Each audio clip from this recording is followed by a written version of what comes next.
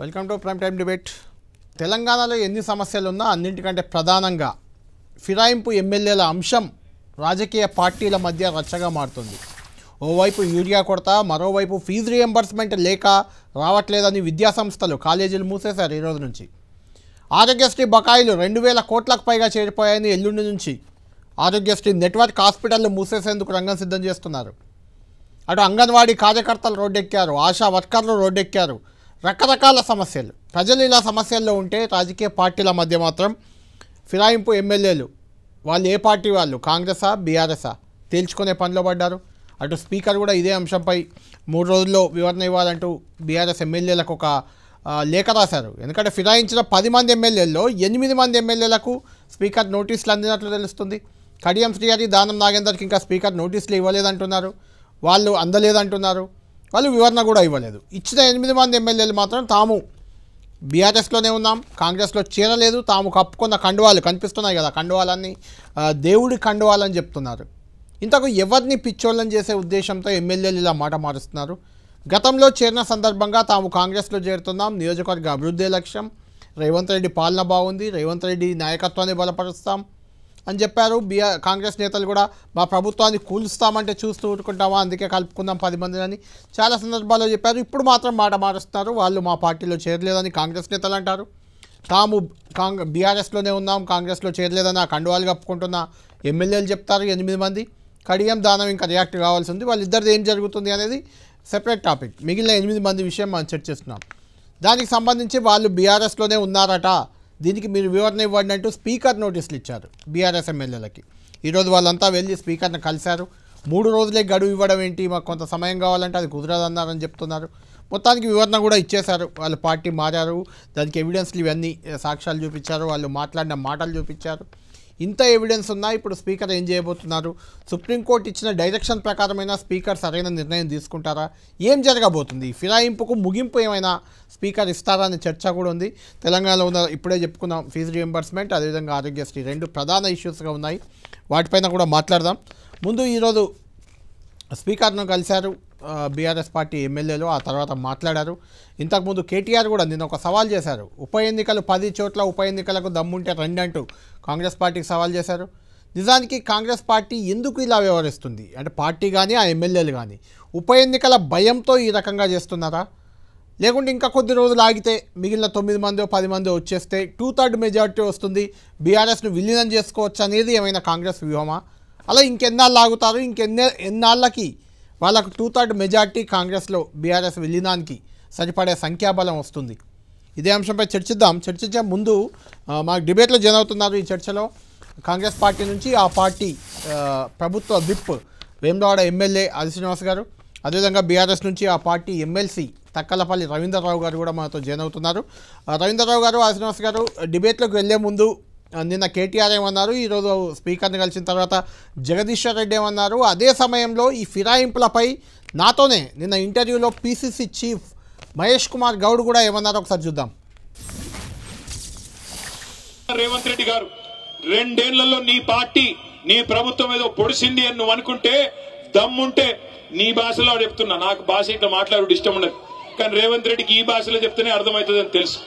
రేవంత్ రెడ్డి నీకు దమ్ముంటే నువ్వు మగాడివైతే ఆ 10 మందిని రాజీనామా చెప్పి ఎన్నికల్లో చూసుకుందాం ఎవరి సత్తా ఏందో, ఎవరి ప్రభుత్వ పనితీరేందో, 10 ఏళ్ల కేసీఆర్ పనితీరేందో, 2 ఏళ్ల కాంగ్రెస్ ప్రభుత్వ పనితీరేందో ప్రజలే నిర్ణయం చేస్తారు.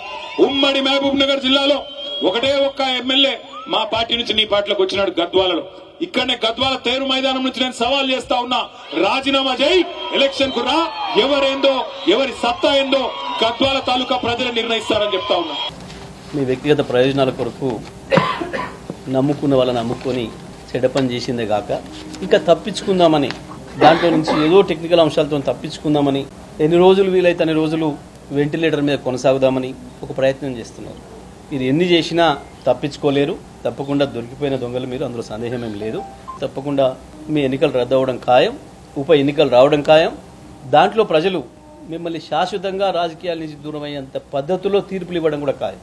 ఆ టైంలో ప్రజలు మమ్మల్ని గెలిపించారు, మేము మీతో బాసటగా ఉంటామని మాతో వచ్చి సేల్ అవుతూ ఉన్నారు. సో టెక్నికల్గా చేరకపోయినా కాంగ్రెస్ పార్టీతో సేల్ అవుతా ఉన్నారు. ఇంకా చేరలేదని అంటారా? అంతే కదా, టెక్నికల్ వాళ్ళు ఎక్కడ మెంబర్షిప్ వాళ్ళే చెప్తున్నారు కదా. తీసుకోనలేదు, తీసుకున్నప్పుడు సేల్ అవుతా ఉన్నారు. సరే, వాళ్ళ అవసరాలు, అక్కడ కాన్స్టిట్యూన్సీలో ఉన్నట్టు పనులు. నాకు తెలిసి ఎలక్షన్ ప్రాసెస్ జరిగి రాష్ట్రంలో ఉప ఎన్నికలు రావు. బట్ ఎక్కడ ఉప ఎన్నిక జరిగినా కాంగ్రెస్ పార్టీ గెలుస్తుంది. కారణం మేము ఇస్తున్న అభివృద్ధి సంక్షేమ. రేపు జూబ్లీ ఎలక్షన్ మీరు చూడండి, జూబ్లీ ఎలక్షన్స్ మంచి. రైట్, శ్రీనివాస్ గారు విన్నారు కదా, వాళ్ళు టెక్నికల్గా చేరలేదు, ఏదో వాళ్ళ అవసరాల కోసం మా పార్టీలో చేరారు అని మీ పిసిసి చీఫ్ మహేష్ కుమార్ గౌడ్ గారు స్వయంగా అన్నమాట. ఉప ఎన్నికలకు దమ్ముంటేరా ఇంకా ఘాటుగా మగాడివైతే, రేవంత్ రెడ్డి మగాడివైతే ఆ 10 చోట్ల ఉప ఎన్నికలకు నువ్వో నేనో తేల్చుకుందాం, లేకుంటే బీఆర్ఎస్ఓ కాంగ్రెస్ఓ తేల్చుకుందామని. నిజంగా మీ కాంగ్రెస్ ప్రభుత్వం 20 నెలల్లో మంచి పనులు చేస్తుంటే, మంచిగానే చేస్తుంటే ఉప ఎన్నికలకు వెళ్ళి తేల్చుకోవచ్చు, బీఆర్ఎస్కి బుద్ధి చెప్పొచ్చు, ఒక ఆప్షన్. రెండవది, నిన్నగాక మొన్న పార్టీలో చేరినప్పుడు అభివృద్ధి కోసం అన్నారు, లేదంటే ప్రభుత్వాన్ని కూల్చేస్తామని చెప్తున్నారు కాబట్టి కాపాడుకోవడానికి అన్నారు. ఇప్పుడు స్పీకర్ దగ్గర వివరణ మాత్రం మేము బీఆర్ఎస్లోనే ఉన్నాం, కేసీఆరే మా నాయకుడు, ఇలా చెప్పుకుంటూ వివరణ ఇవ్వడాన్ని శ్రీనివాస్ గారు మీరు దీన్ని సమర్థిస్తారా ఈ వ్యవహారాన్ని? అంటే వారు మాట్లాడింది నేను వినలేను, మీరు చెప్పింది విన్నా, వారు చెప్పింది నాకు వాయిస్ రాలేదు. మగవాడు వైతే రా అనేటువంటి మాటకు ఆల్రెడీ 20 నెలల కింద నిరూపించినాం కదా. ప్రతిపక్షానికే పరిమితం చేసినాం, మేము అధికారంలోకి వచ్చినాం. 5 ఏళ్ళకు ప్రజలు మా ప్రభుత్వాన్ని ఎన్నుకున్నారు. మగవాడిగా ఆయన అనేటువంటి దానికి సమానం ఇచ్చిన 20 నెలల కిందనే. సరే, ఇప్పుడున్నటువంటి పరిస్థితులలో వాళ్ళు ఇప్పుడు కేటీఆర్ ఏమన్నాడు, మా నాయకుడు ఏమన్నాడు అనేది వారి నోటిని నేను వినలేకపోయినది. నా వాయిస్ మీరు బ్రేక్ మీరు చెప్పింది విన్నా. ఓకే, ఈరోజు హాస్యాస్పదంగా వారి వ్యాఖ్యలు కనిపించే విధంగా కనిపించే సందర్భం ఉంది కేటీఆర్ గారు కానీ ఇతరత్ర మిత్రులది. వాళ్ళు 9.5 సంవత్సరాలు పరిపాలన జరిగినప్పుడు ఆయన మాట్లాడినటువంటి మాటలకు ఇప్పటి మాటలు కూడా మీరు తేడా వేస్తే బాగుండునేమో. ఆ రోజు పార్టీ మారింది అనేటువంటి వారి గురించి ఆయన మాట్లాడిన మాటలు వారి వ్యక్తిత్వాన్ని కించపరిచే విధంగా, వారి పర్సనల్ తగ్గించే విధంగా మాట్లాడడం ఎంతవరకు సబబు అనేటువంటి మాటలు ఆయనై. ఇప్పుడు ఈ మాటలు కలిపి వేస్తే ప్రజలు బేరీజ్ వేసుకోవడానికి అవకాశం ఉంటుండే. అంతేకాకుండా ఆయన మాటలు కోటలు దాటుతున్నాయి అనేది కూడా అనేక సందర్భాలు చెప్పినాం. ఇప్పుడు సరే, ఇప్పుడు శాసనసభ్యులు ఏం చెప్పారు అనేది వివరణ, గౌరవ స్పీకర్ గారు ఏం తీసుకుంటారు నిర్ణయం అనేది సుప్రీంకోర్టు చెప్పినటువంటి దానికి అనుగుణంగా జరగబోయేటువంటి తీర్పులో ఇటు గౌరవ శాసనసభ్యులు చెప్పేది, గౌరవ స్పీకర్ చెప్పేది మనం వేచి చూడాలి. ఏం వీళ్ళు చెప్పింది ఏంటి, లోపల బయటకు వచ్చి చెప్పినట్టు మనం వినడం జరిగింది అనేది కాలం చెప్పాలి. అంటే మహేష్ కుమార్ గౌడ్ గారు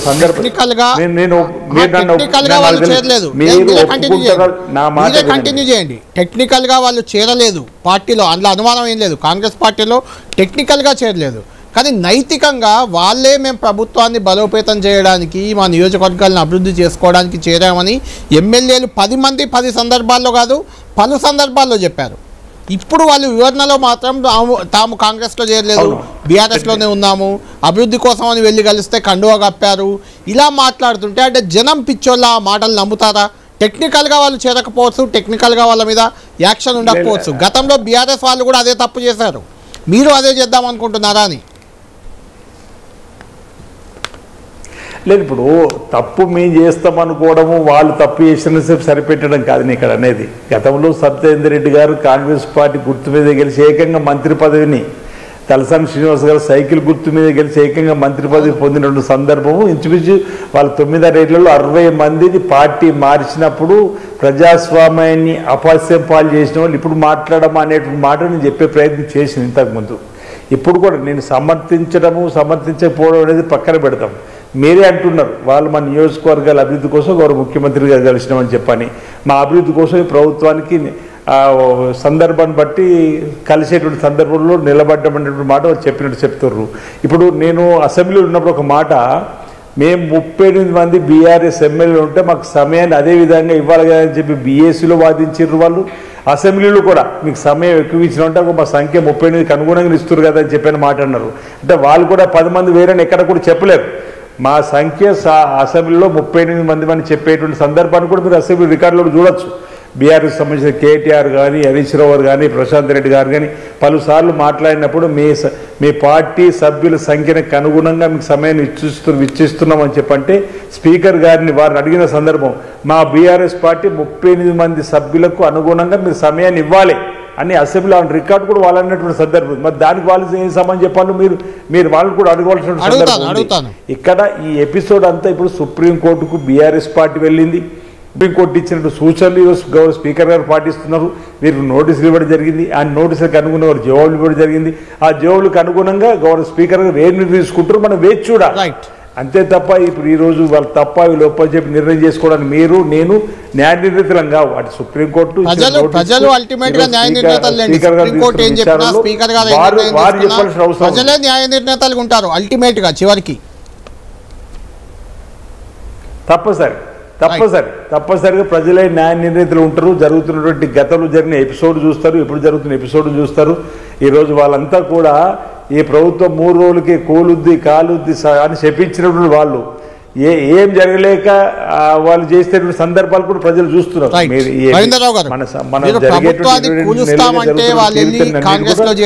ప్రజలు గమనించారు. మీరు చేసిందే వాళ్ళు చేస్తున్నారు. మీరు చేసినప్పుడు కరెక్ట్ అని సమర్థించుకొని ఇప్పుడు దాన్ని తప్పు పడతారా అనేది ఒక చర్చ.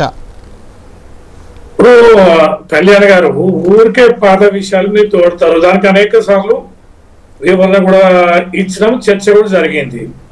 మా అప్పుడు 2/3 ఫిరాయింపుల చట్టం మారినట్లయితే మెర్జ్ కావచ్చు అనేది చట్టంలో ఉంది. అది 2/3 మెజారిటీ ప్రకారం మా పార్టీలో చేరారు. అది అధికారికంగా జరిగింది. ఒకవేళ అనధికారికంగా జరిగింది, పొరపాటు జరిగిందంటే మేము ఎట్లా న్యాయబద్ధంగా కొట్లాడుతున్నామో మీరు కూడా న్యాయస్థానాల్లో కొట్లాడాల్సి ఉండే. ఎందుకు సుప్రీంకోర్టుకు హైకోర్టుకు పోలే? న్యాయపరంగా మీరు ఎందుకు కొట్టాలి? మీ తరఫున న్యాయం ఉంటే అది గడిచిన విషయం. రెండోది కేటీఆర్ గారిది ఏంటి అప్పుడు మాట్లాడింది, ఇప్పుడు ఏంటి అంటాడు. రేవంత్ రెడ్డి గారు కూడా ఎన్నికల ముందు మాట్లాడారు, అది కూడా ఏంటి? కళ్యాణ్ గారు ఏమన్నారు? రేవంత్ రెడ్డి గారు ఎన్నికల సభలలో మాట్లాడుతూ పార్టీ మారిన 19 ఎమ్మెల్యేలను ఓడించండి ప్రజలారా, మీకు హామీ ఇస్తుంది కాంగ్రెస్ పార్టీ, నేను హామీ ఇస్తున్నా, ఇట్లాంటివి మేము ప్రోత్సహించాం, పార్టీ మారిన వాళ్ళని రాళ్లతో కొట్టి చంపండి, రేపు నేను మారినా కూడా నన్ను కొట్టి చంపండి అని వారి వ్యాఖ్యలు చాలా సంచలనాత్మకంగా జరిగాయి. కళ్యాణ్ గారు మీరు కూడా మీ ఛానల్లో వాటిని కూడా టెలికాస్ట్ చేయాలి. అవి కూడా ఉన్నాయి. సొక్క మాటలు ఎందుకు మాట్లాడినావు? సరే మేము తప్పు చేశాం, నీ యొక్క మాటలను నమ్మి మరి ఆ ఎమ్మెల్యేలను ఓడించారు. పార్టీ మారిన ఎమ్మెల్యేలను ఓడించారు కదా, అసెంబ్లీకి రానియలే కదా, ప్రజలు దాన్ని తప్పన్నారు కదా, నీ మాటను మెచ్చారు నచ్చారు కదా, ఆ తప్పు నువ్వు ఎందుకు చేసినావు? ఎస్, మరి ప్రభుత్వం కూలుతుంది పోతా అంటే ఎన్నో మాట్లాడుతారండి రాజకీయాలలో. అబ్సల్యూట్ మెజారిటీ గెలిచిన వాడికి నీ నిబద్ధత ఏమైంది? నీవు ఇచ్చిన హామీ ఏమైంది? ప్రజాక్షేత్రంలో ఎన్నికలప్పుడు ప్రజలకు ఇచ్చినటువంటి హామీ ఏమైంది? ఊరికనే మేము ఏది మాట్లాడుతుంటే దాని ప్రకారం నిర్ణయాలు తీసుకుంటావా? మేము 100 మాట్లాడుతాం, అది ముఖ్యమంత్రి నీకు చేతగాడం లేదు, 10 మంది ఎమ్మెల్యే రాజీనామా చేయి, ఇది చట్ట విరుద్ధం అని మేము అంటాము. మరి రాజీనామా చేయించవచ్చు కదా. నిజంగా మా మాటలను నువ్వు నమ్మి నువ్వు ఏదైతే పార్టీలో చేర్చుకున్నావో ప్రభుత్వం ఏడ కూలుస్తారని ఇప్పుడు మేము అంటాను. నీకు ఇజ్జత్ లేదు జనంలో, ఈ ప్రభుత్వాన్ని ప్రతిష్ట కోల్పోయింది. మీరు రాజీవ్ గాంధీ గారు చేసిన చట్టాన్ని మీరు అతిక్రమించారు. ఫిరాయింపుల నిరోధక చట్ట ప్రకారం చేయకూడదు. సాంకేతికంగా వారు మారరాదు, సాంకేతికంగా మారలేదు, కానీ వారు మాకు అండగా ఉన్నారు అంటే 2/3 మెజార్టీ అయితేనే సాంకేతికంగా మారడానికి కుదురుతుంది. లేదా వాళ్ళకి సిగ్గు శరం ఉంటే రాజీనామా చేసి కాంగ్రెస్ పార్టీ బిగ్ ఫారం తీసుకొని గెలవాలి. వాళ్ళకి అది లేనే లేదు. లోకల్ బాడీ ఎన్నికలు పెట్టావు, నీకు సాధ్యంగా ఆడాలి. మురికి కంపు కొట్టి జ్వరాలు వచ్చి లక్షలాది మంది హాస్పిటలైజ్ అవుతారు. కేంద్రం నుంచి రావాల్సిన నిధులు రాక ఊడ్చేటోడు లేడు, చెత్త తీసేటోడు లేడు. హాస్పిటళ్లలో లక్షలాది మంది ఇలా విష జ్వరాలతోటి బాధితులు ఉన్నారు. కారణం ఏంటి? స్థానిక ఎన్నికలు పెట్టకపోవడం. ఇవాళ ఇంతగానో సుప్రీంకోర్టు డైరెక్షన్ ఇచ్చినా చేరిందా చేరలేదా? వాళ్ళు చేరలేదు అన్నారు. మీ అభిప్రాయం అడగండి, అది 3 రోజులు చెప్పండి అని. ఏదో నాటకాల స్పీకర్ ఏందని నాకు అర్థం కాకర్త, స్పీకర్కి అర్థం కాలేదా? వారు ఇచ్చిన ప్రకటన తెలియదా? పిసిసి అధ్యక్షుడు తెలియదా? ముఖ్యమంత్రి గారు గంభీరంగా మాట్లాడిన కేసీఆర్ నీ బట్టలుడ వీక్తం కథ, నీ పని కథం అయిపోయింది, 10 మంది మా సమక్షంలో చేరారు చూడని చెప్పి చూపించుకొని మాట్లాడలేదా? రేవంత్ రెడ్డి గారు మాట్లాడలేదా? పిసిసి అధ్యక్షుడు మాట్లాడలేదా? దీపాదాస్ మున్షి గారు మాట్లాడలేదా? ఈ ఎమ్మెల్యేలందరూ మాట్లాడలేదా? వాళ్ళ ఇంటికాడ ఫ్లెక్సీలు లేవా? లేకపోతే వాళ్ళ మెడలో కండువలు లేవా? వాళ్ళ నియోజకవర్గ క్యాంప్ ఆఫీసుల కండువలు లేవా? బాన్సువాడలో పోచారం శ్రీనివాసరెడ్డి గారి మీద కాంగ్రెస్ వాళ్ళు దాడులు చేస్తా లేదా? మైపాల్ రెడ్డి గారి క్యాంప్ ఆఫీస్ మీద దాడులు చేయలేదా? కడియం శ్రీహరి గారి మీద చేయడం లేదా? వెంకట్రావు మీద చేయడం లేదా? ప్రకాష్ గౌడ్ మీద చేయడం లేదా? కాంగ్రెస్ పార్టీ శాఖలే సిగ్గు లేదరా మా పార్టీలో చేరడానికి, బుద్ధి లేనడా అని చెప్పని తిడుతున్నారు. మరి ఆ కాంగ్రెస్ పార్టీలో ఎట్లా కండువ కప్పుకొని తిడుతున్నావు? ఇవన్నీ ఆధారాలు కావా? అన్ని ఆధారాలు ఇస్తే విశ్వసించే కదా సుప్రీంకోర్టు స్పీకర్ కు డైరెక్షన్ ఇచ్చింది. శ్రీనివాస్ గారు, అంటే ఇక్కడ ఒక 2 అంశాలు. ఒకటి, వాళ్ళు అప్పట్లో వాళ్ళు కూడా 1 by 1 చేర్చుకుంటూ 2/3 మెజార్టీ తెచ్చుకున్నారు, విలీనం చేసుకున్నారు. అంటే మీరు కూడా అదే వ్యూహంలో ఉన్నారా? 10 మంది వచ్చారు, ఇంకా 9 మంది 8 మంది కోసం ఏమైనా బేరాలు చేస్తున్నారా? 2/3 చేసుకునే ప్రయత్నంలో ఉన్నారా? ఒక పాయింట్. రెండోది, రాజీవ్ గాంధీ తెచ్చిన చట్టం అది, ఫిరాయింపుల నిరోధక చట్టం. ఇప్పుడు రాహుల్ గాంధీ మేనిఫెస్టోలో పెట్టారు, అసలు దీని మీద విచారణ అక్కర్లేదు, పార్టీ ఫిరాయిస్తే వెంటనే డిస్క్వాలిఫై అయిపోవాలి, ఇది రాహుల్ గాంధీ నినాదం. దాన్ని పక్కన పెట్టి మీరు 63 మంది 64 మంది ఉన్నా, కంఫర్ట్ మెజార్టీ ఉన్నా ప్రభుత్వాన్ని కూల్చేస్తారు. అంటే వాళ్ళు అనుకుంటే కూలిపోతుందని భయపడి మేము చేర్చుకున్నామని మీరు చెప్తున్నారా? అసలు ఏం జరగబోతుంది? ఇంకెంత టైం పడుతుంది? ఈ 2/3 మెజార్టీ కోసం చేస్తున్నారా? లేకుంటే మేము ఆ పార్టీలో చేరామంటే ఉప ఎన్నికలు వస్తామని అందులో ఓడిపోతామని భయపడుతున్నారా? అంటే ఏం చెప్తారు? ఇప్పుడు ఉప ఎన్నికలు వస్తే ఓడిపోతారు భయం లేదండి. ఈరోజు కంటోన్మెంట్ ఉప ఎన్నిక వచ్చింది, గణేష్ గారు గెలిచారు, Congress party 3rd place TRS.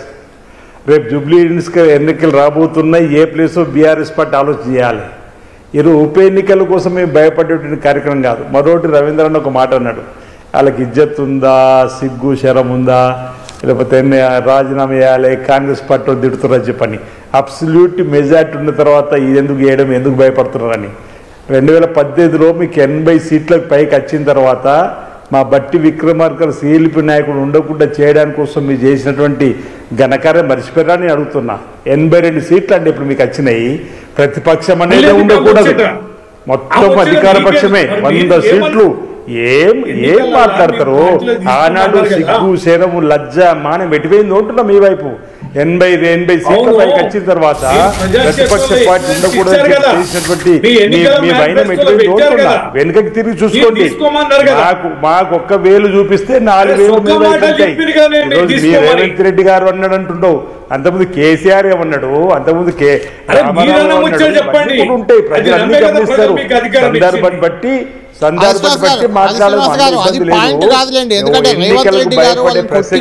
చంపండి, రాళ్లతో కొట్టండి, పార్టీ మారన్నారు, వాళ్ళకి తీసుకోమన్నారు, మేము పార్టీ మారవన్నారు.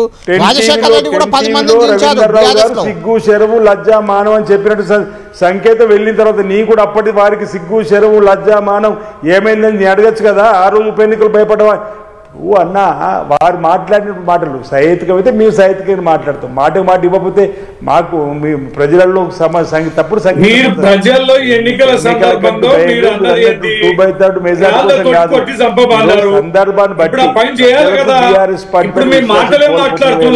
వాళ్ళ పార్టీ మేమేం చేస్తాము? పరిమితం మీ నాయకుడు బయటకు వచ్చి బూత్ పురాణం మొదలుపెడితే మేమేం చేస్తాము? నమ్మకం కోల్పోయితే మేమేం చేస్తాము? మీ పార్టీ ఇంటికే పరిమితమైనటువంటి ప్రతిపక్ష నాయకుడు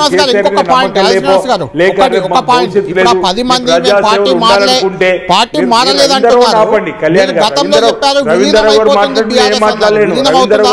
ఏం మాట్లాడలే. కళ్యాణ్ గారు రవీంద్రరావు మాట్లాడుకుంటే ఏం మాట్లాడలే. సిగ్గు శరము మానవు లజ్జ అన్నప్పుడు మాట్లాడాలి. ఇప్పుడు నేను అంటున్నప్పుడు ఆయనకి ఎందుకు వస్తుంది రేషము? అప్పుడు మాకు కూడా రేషం ఉంది. ఈరోజు మీకు డిబేట్లో గౌరవం ఇవ్వాలి, ఇస్తున్నాము. ఈరోజు నేనేమంటున్నానంటే వారి నాయకత్వం పైన నమ్మకం లేక వాళ్ళు ఏదైనా నిర్ణయం తీసుకొని 2/3 ఇతర పార్టీలు పోతే అనుకుంటారేమో వాళ్ళు. అది వాళ్ళని అడగవలసిన ప్రశ్న. మీరే మీ పార్టీ చెప్పమనండి. 8 లక్షల కోట్లు అప్పులు తీసుకుని పోయిన తర్వాత ఇవేవి అవేవి మీలాగా పావులా వడ్డీ రుణమాఫీ చేసినప్పుడు వడ్డీకి పోయినట్టు చేయలేము. 20 లక్షల 20,000 కుటుంబాలకు ఏకకాలం 20,000 రుణమాఫీ చేసినాము.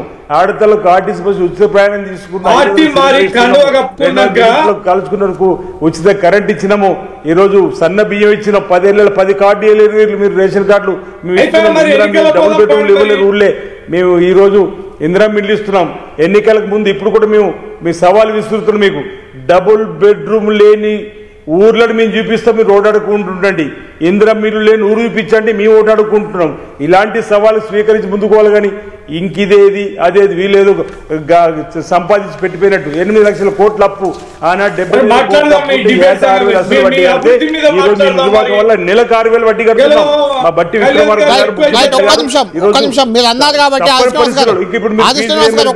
రాజువారి ఆ ప్రయత్నం చేస్తున్నాం. మీరు అవేవివేమంటే మీరు మీ నిర్వాహక వల్ల తెలంగాణ వెనకబడిపోయింది అంటున్నా. ఆ అంశం దాంట్లో ఇబ్బంది లేదు. మీరు మాట్లాడినప్పుడు నేను మాట్లాడలేను, నేను మాట్లాడినప్పుడు మీరు మాట్లాడుతుంది. మీరు ఇస్తే నేను ఎందుకు కోరుకుంటా? నేను కూడా దానికి సమాధానం చెప్పాల్సి వస్తుంది. మాకు కూడా ఉంది. ప్రజలు మేము కూడా నచ్చి చెప్పుకుంటాం. ప్రజలకు ఇచ్చిన హామీలు ప్రజలారా రాష్ట్ర ఆర్థిక పరిస్థితి ఈ విధంగా అధ్వానంగా మార్చిపోయారు. గత ప్రభుత్వము విధ్వంసం చేసిపోయారు. ఈ రాష్ట్ర ప్రభుత్వ ఆర్థిక పరిస్థితి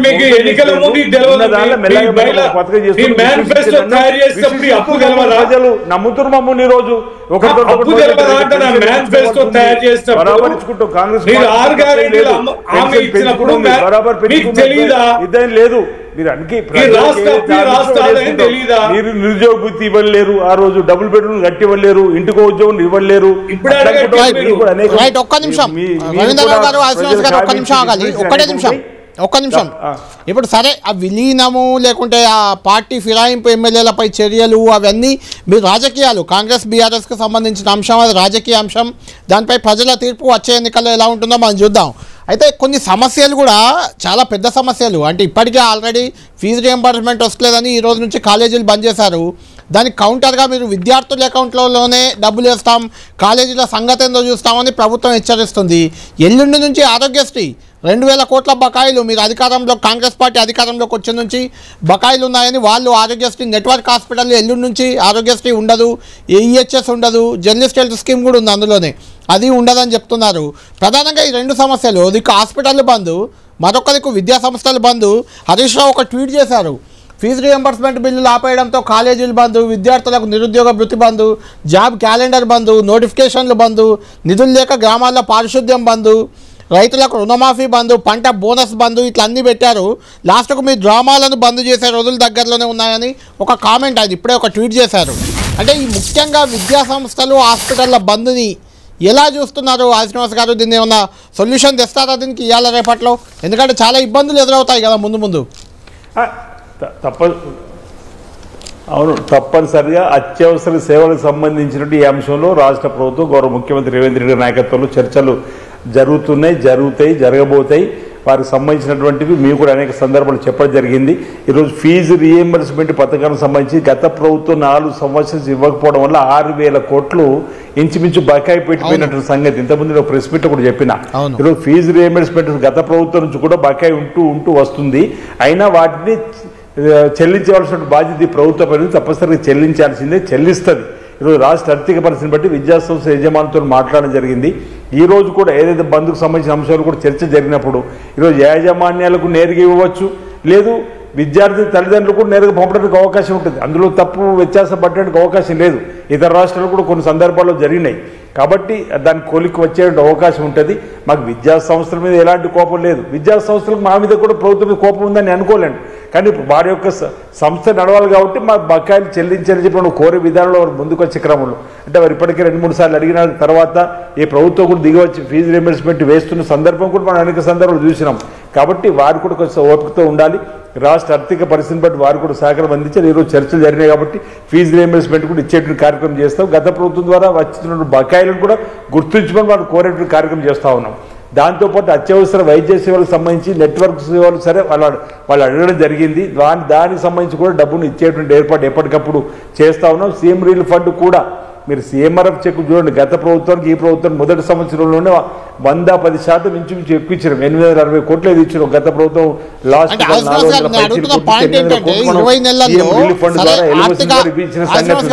ఆర్థిక సంక్షోభం, ఆర్థిక ఇబ్బందులు ఉన్నా కూడా 20 నెలల్లో ఇప్పుడు రోడ్డెక్కే పరిస్థితులు వచ్చాయి. అటు ఆరోగ్యశ్రీ నెట్వర్క్ హాస్పిటల్, ఇటు విద్యా సంస్థలు, అక్కడ కొడంగల్లో రేవంత్ రెడ్డి గారి ఇంటి ముందే అంగన్వాడీ కార్యకర్తలు ధర్నా చేశారు పెద్ద ఎత్తున ఈరోజు. అంటే దీన్ని ఎలా అధిగమిస్తారు అని పాయింట్. ఇప్పుడు అధిగమిస్తాం. ఇప్పుడు 20 మాసాలుగా అధిగమిస్తూ కార్యక్రమాలు అమలు చేసుకుంటూ ముందుకు పోతలేమా, ఇన్ని సంక్షేమ కార్యక్రమాలు కూడా అమలు చేస్తూ ముందుకు పోతున్నాం. తప్పనిసరిగా ఈ సమస్యలకు పరిష్కారం చూపుతాం. వాళ్ళకి ఇచ్చేది ఏదైతే ఉందో ఇవ్వడానికి కోసం ప్రభుత్వం ముందుకు వస్తుంది, ఇస్తుంది, వారితో చర్చిస్తుంది. ఈరోజు గతంలో గురుకులాలకు సంబంధించినటువంటి కిరాయిలు కూడా కట్టకుండా వెళ్ళిపోయినటువంటి ఆ ప్రభుత్వం మనం వచ్చిన తర్వాత గురుకులాల కిరాయిలు కూడా కట్టినాం. అసలు గత ప్రభుత్వం గురుకులాలకు సంబంధించిన భవనాలు కట్టిన ఆలోచన కూడా తీసుకురాకపోవడం కూడా ఇబ్బందికరం వచ్చింది. నేనేమంటున్నానంటే సరే రోడ్డు ఎక్కడం అనేది వాళ్ళ సమస్యలు చెప్పుకోవడం అనేది ప్రజాస్వామ్యంలో అవకాశం ఇచ్చినటువంటి సందర్భం ఉంది. కాబట్టి వాళ్ళ సమస్యలు సావధానంగా ఈ ప్రభుత్వం వింటుంది. ఈరోజే మీరు బట్టి విక్రమార్క గారు, శ్రీధరబాబు గారు అందరూ రకరకాల సమావేశాలు జరుపుకుంటూ వాటిని ఆవలింపు చేసుకుంటూ వారి సమస్య పరిష్కారం చేయడం కోసం ప్రయత్నం చేస్తూ ఉంది. తప్పనిసరిగా ఆ సమస్యలు పరిష్కారం అవుతే అవి పెద్దగా కాకుండా ఉంటుందనేది నా భావన. సరే ఇప్పుడు హరీష్ రావు గారు ట్వీట్ చేసిరంటారు, వాళ్ళకి కావాల్సింది ఇదే కదా, వర్షాలు పడకూడదు, ఈ రెవెన్యూ రాబడి రాకూడదు, ఈ సమస్యలు పెరుగుతూ ఉండాలి అన్నటువంటిది. ఇలాంటివి కరెక్ట్ కాదు. టీఆర్ఎస్ నాయకుడు ఒకసారి వర్షాలు రాకుండా ఉంటే తెలుస్తుంది గత ప్రభుత్వం యొక్క గొప్పతనం అనేది, కాళేశ్వరం గొప్పతనం అనేది. నేను ఎందుకు చెప్తున్నానంటే ఇలాంటివి negativity thing is not good. Negative think ఉండకూడదు. హరీష్ రావు గారు ట్వీట్ కూడా కరెక్ట్ కాదు. వర్షాలు పడొద్దు, కష్టాలు రావాలి, ఈ థింకింగ్ మీరు అలా ఉంటేనే ప్రభుత్వంపై వ్యతిరేకత వస్తుందని భావనలో మీరు ఉన్నారు అనే అభిప్రాయం వ్యక్తం చేస్తున్నారు రాజశ్రీనివాస్ గారు. ప్రజల్లో వ్యతిరేకత వచ్చి రోడ్ల మీదకి వచ్చి ధర్నాలు గొడవలు చేస్తేనేమో ఇది ఏంటిరా నాయన బాబు ఇది అని చెప్పంటే నెగిటివిటీ పెట్టుకోవద్దని మా మీద మాట్లాడతాం. ఇప్పుడు 6 నెలల క్రితం బడ్జెట్ సమావేశంలో మా కౌన్సిల్లో ముఖ్యమంత్రి గారు వచ్చినప్పుడు నేను అడిగిన ప్రశ్నకే హామీ ఇచ్చిన ముఖ్యమంత్రి గారు పాత బకాయిలు 12 వాయిదాలుగా మళ్ళీ మార్చి ఫైనాన్షియల్ ఇయర్ వరకు ప్రతి నెల ఒక వాయిదా చొప్పున పాత బకాయిలు ఇస్తా, కొత్త ఏమో రెగ్యులర్ ప్రాసెస్ లో న్యూ ఏవైతే ప్రజెంట్ డ్యూనే ఇచ్చేస్తా అని చెప్పని మాట ఇచ్చారు. ₹1 ఇవ్వలే, 10,000 కోట్ల రూపాయలు. అది పేద విద్యార్థులు చదువుకుంటున్న ప్రైవేటు విద్యా సంస్థల్లో నాణ్యమైన విద్య కోసం కాంగ్రెస్ పార్టీ పెట్టిన బకాయిలు 6,000 కోట్లు ఉన్నాయి. ఏమన్నా కావచ్చు అండి, 2 సంవత్సరాలు అప్పుడు బకాయింది, 2 సంవత్సరాలు ఇప్పుడు బకాయింది. ముచ్చట పాత ఇబ్బంది పెట్టిన రెగ్యులర్ గా ఇయ్యాలి కదా, నువ్వు పాత ఇయ్యకు ఇయ్యాలి కదా. ఊరిక ఆ ముచ్చట ఎందుకండి, ఇయ్యగలిగే పెద్ద మనిషి ఇయ్యాలి. అసెంబ్లీ సాక్షిగా కౌన్సిల్ సాక్షిగా మాట ఇచ్చినావు. ఆరోగ్యశ్రీ విద్య ఫీజు రియంబర్స్మెంట్ ఎవరు ప్రవేశపెట్టిందండి? వైఎస్ఆర్ గారు కదా. ఇలా కాంగ్రెస్ పార్టీ 2 టర్ముల అధికారంలోకి వచ్చింది, ఏం స్కీములు అండి? ఈ 2 స్కీములు కీలకమైనవి కదా. మా ప్రభుత్వం కూడా ఫాలో అయింది, మా ప్రభుత్వం కూడా పేరు మార్చకుండా ఇచ్చింది. మీరు వీటిని ఇంత అధ్వానంగా చేసి బిడ్డ ఖబర్దారు బంద్ చేయాలి, పిల్లల అకౌంట్లు వేస్తాం, మీకు ఏడబోయాలో మాకెరక మేనేజ్మెంట్లను బెదిరిస్తావా? ఇదేనా పద్ధతి? జీతాలు ఇవాళ మొత్తం రిటైర్ అయిన ఉద్యోగస్తులకి రూపాయి లేదండి. కరెక్టే. ఇది కూడా ఒక ఇంట్రెస్టింగ్ పాయింట్. ఇంతకు ముందే రవీంద్రరావు గారు అడుగుతాను, లెక్చరర్లకి రిటైర్ అయిన ఉద్యోగులకు కూడా బెనిఫిట్స్ ఇవ్వట్లేదు. రిటైర్ అయిన ఉద్యోగులు బిల్లుల కోసం కాళ్ళు అడిగేలా తిరగాల్సిన పరిస్థితి. చాలా మంది నాకు కూడా చాలా మంది మెసేజెస్ పెడుతున్నారు, 10 లక్షలు 20 లక్షలు రిటైర్ అయిన ఉద్యోగులకు ఇవ్వట్లేదట డబ్బులు. నిన్న మా మైబాలో చచ్చిపోయినండి యూరియా కోసం రైతులు. రాత్రి లేదు, హరీశ్రావు గారు ఎప్పుడు సొల్యూషన్ వస్తుంది, ఎన్ని రోజుల్లో వస్తుంది? ఫైనల్గా కంక్లూడ్ చేయండి. యూరియా కొరత గురించి రవీంద్రనాథ్ తెలియదా? ఆ రోజు కేంద్ర ప్రభుత్వానికి ఇవ్వాల్సిన సకాలు ఇవ్వకపోవడం వల్ల ఇబ్బంది వస్తుంది. వాళ్ళు ఇవ్వడం ఢిల్లీకి వెళ్ళిండ్రు తుమ్మలాగేశ్వరరావు గారు యూరియాను సకాలంలో ఇవ్వాలంటున్నాం. వచ్చినట్టుగా రైతులకు పంచే ప్రయత్నం చేస్తున్నాము. ఇప్పుడు మీరు అనుకున్నట్టుగా రిటైర్డ్ ఉద్యోగులకు సంబంధించినటువంటి బకాయిలే కానీ ఇవన్నీ బకాయిలు చెల్లించడానికి ప్రభుత్వం తప్పనిసరి ప్లాన్ చేసుకుంటుంది. రవీంద్రనాథ్నే శాసనమండలిలో అడిగితే ముఖ్యమంత్రికి ఇస్తానని చెప్పాను. వాటికి కూడా ఇచ్చే ఏర్పాటు చేస్తానని చెప్పని నేను ఆశాభావాన్ని వ్యక్తం చేస్తున్నా. ఇవ్వాల్సిందే తప్పనిసరిగా ప్రభుత్వ పక్షాన్ని. కానీ ప్రభుత్వం దగ్గర ఉన్నటువంటి పరిస్థితి ప్రకారం ముందుకు పోయే క్రమంలో 1-2 రోజులు ఆలస్యం కావచ్చు తప్ప వారికి ఇవ్వాల్సింది. జరిగి ఉంటుంది.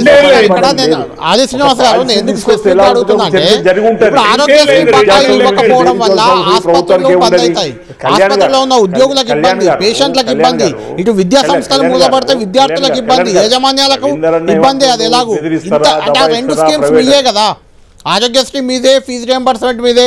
రాజశేఖర్ రెడ్డి గారు చాలా బృహత్తర ఆశయంతో పెట్టిన స్కీమ్లు అవి. కాంగ్రెస్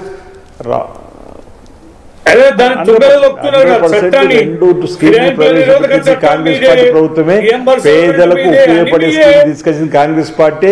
వీటిని ఉన్నతమైన స్థానం తీసుకుపోవాలని ఆలోచించింది కాంగ్రెస్ పార్టీ. చేస్తారు. గత ప్రభుత్వం 6,000 కోట్లు ఫీజు రియంబర్స్మెంట్ పెట్టింది. మీకు కూడా పేదలకు నేరుగా ఉపయోగపడే పథకాలు కాబట్టి వీటి కొనసాగించుకోవాల్సిన అవసరం ఉంది. కొనసాగించుకుందాం. తప్పనిసరిగా ఆ బకాయిలన్నింటినీ కూడా ఈ ప్రభుత్వం చెల్లిస్తుంది. ఇటు విద్యా సంస్థలు వైద్య సంస్థలు ఆందోళన చెందాల్సిన అవసరం లేదన్న మాట ఈ సందర్భం చెప్తూ ఈరోజు ఇతరత్ర అంగన్వాడీ కానీ ఆశాకు సంబంధించిన వాళ్ళకి సంబంధించి కూడా ఇవ్వాలి, రిటైర్డ్ ఉద్యోగులకు సంబంధించి కూడా ఇవ్వాల్సిందే. ప్లాన్ ప్రకారం వాళ్ళందరికీ కూడా ఆర్థిక పరిస్థితి వస్తున్నట్టు వీళ్ళు చెల్లింపులు చేసేటువంటి కార్యక్రమాన్ని గౌరవ ఉప ముఖ్యమంత్రి గారు బట్టి విక్రమార్క ఒక ప్లాన్ చేసుకున్నారు. గౌరవ ముఖ్యమంత్రి గారు కూడా ఆదేశాలు ఇవ్వడం జరిగింది. మంత్రివర్గ సమావేశాలకు తరచూ చర్చ జరుగుతున్నాయి. ఈ సమస్యలన్నీ పరిష్కారం చేయంగా పనిచేద్దాం. అందులో ఏమాత్రం అనుమానం లేదు. రవీంద్రరావు గారు అంటుంది ఏంటంటే కాంట్రాక్టర్లకు ఇచ్చే పేమెంట్లు కొంచెం ఆపేనా, ఇలాంటి వాటికి పర్సెంటేజ్ ఆగడం లేదన్నా. ఆపట్లేడు. కాంట్రాక్టర్ చూడమంటారు వారు కూడా. కాంట్రాక్టులు ఆపంటే మంచిదే. ఆ రవీంద్రరావు గారు కాంట్రాక్టర్ల ఆపి ఇవ్వమంటున్నారా? మీరు ఏం చెప్తున్నారో అర్థం కాలేదు. కాంట్రాక్టర్ల దగ్గర పర్సెంటేజ్ తీసుకొని పేమెంట్ చేస్తారు. అవి ఆపమంటున్నారు. వీటికి వదలండి. ఎలా అంటానా ఒక కాంట్రాక్టర్ కి ఇచ్చే పేమెంట్ వదలండి, విద్యా సంస్థల ఆరోగ్యశ్రీకి అని అంటున్నాం. రైట్. కాంట్రాక్టర్ల ఆపమని అంటున్నారు. కాంట్రాక్టర్ల ఆపి వివరణిస్తుండు. రవీంద్రరావు గారు మొత్తానికి చూడాలి. అంటే ప్రభుత్వంలో మాత్రం బకాయిలు అనేవి పేరుకుపోతున్నాయి. అటు ఫిరాయింపు ఎమ్మెల్యేలు చెప్పటి నుంచి ఉన్నప్పటికీ ఈ బకాయిలు పేరుకుపోవడం అనేది ఖచ్చితంగా కొంత డేంజర్ సిగ్నల్గానే మనం చూడాలి. ఎందుకంటే చాలామంది చాలా నిరుపేదలకు సంబంధించిందే. ఆరోగ్యశ్రీ నిరుపేదలు హాస్పిటల్లో చికిత్స చేసుకునే ఒక వెసులుబాటు, అది ఒక బృహత్తర పథకం. అది వైఎస్ రాజశేఖర రెడ్డి గారు తెచ్చిన పథకం. అది ఫీజు రియంబర్స్మెంట్ నిరుపేద విద్యార్థులు కూడా కార్పొరేట్ స్కూళ్ళల్లో, కార్పొరేట్ కాలేజీల్లో చదువుకునే అవకాశం వచ్చిన స్కీమ్ అది. ఆ 2 కూడా కాంగ్రెస్ ప్రభుత్వానికే దక్కుతాయి క్రెడిట్. ఆ 2 స్కీమ్లని గత బీఆర్ఎస్ కూడా కంటిన్యూ చేసింది. ఎందుకంటే అవి చాలా ఇంపార్టెంట్ పథకాలు కాబట్టి. కానీ ఇప్పుడు ఆ పథకాలకు బకాయిలు పేరుకుపోవడం అనేది ఖచ్చితంగా కొంత ఆందోళనకర అంశం. అంగన్వాడీ వర్కర్లు, ఇటు ఆశా వర్కర్లు ఒక్కొక్కరుగా రోడ్డు ఎక్కుతున్నారు. రిటైర్ అయిన ఉద్యోగులు, ప్రధానంగా రిటైర్ అయిన ఉద్యోగులకు 31 రోజు రిటైర్ అయితే అదే రోజు వచ్చే పరిస్థితి ఉండేది గతంలో. అదే రోజు బెనిఫిట్స్ అన్నీ వాళ్ళకి చేరిపోయేటి. కానీ ఇప్పుడు వాళ్ళు 1-2 ఏళ్ళుగా కూడా కాళ్ళు అరిగేలా తిరగాల్సిన పరిస్థితి ఏర్పడిందని ఆవేదన చెందుతున్నారు. ఇవన్నిటికీ పరిష్కారం వస్తుంది, అన్నీ చేస్తామని శ్రీనివాస్ గారు చెప్తున్నారు. చూడాలి ఎన్ని రోజుల్లో వాళ్ళ సమస్యలు పరిష్కారం అవుతాయి. ఆరోగ్యశ్రీ బకాయిలు, పేరుకుపోయిన బకాయిలు ఎప్పుడు చెల్లిస్తారు, ఫీజు రియంబర్స్మెంట్ బకాయిలు ఎప్పుడు అందజేస్తారు, విద్యార్థులకు ఇబ్బంది లేకుండా విద్య ఎలా అందుతుంది. అదేవిధంగా ఆరోగ్యశ్రీ హాస్పిటల్స్ ఎల్లుండి నుంచి నెట్వర్క్ హాస్పిటల్ అన్నీ కూడా ఆరోగ్యశ్రీ కేసులు తీసుకోము. ప్రభుత్వ ఉద్యోగులకు ఎంప్లాయ్మెంట్ స్కీమ్ ఉంది, అది అమలు కాదు. జర్నలిస్ట్లకు కూడా ఉంది, అది అమలు కాదని చెప్తున్నారు. మరి వీటిని ఏ రకంగా దారికి తెస్తుంది ప్రభుత్వం అనేది మనం వేచి చూడాలి. ఇది ప్రైమ్ టైం డిబేట్.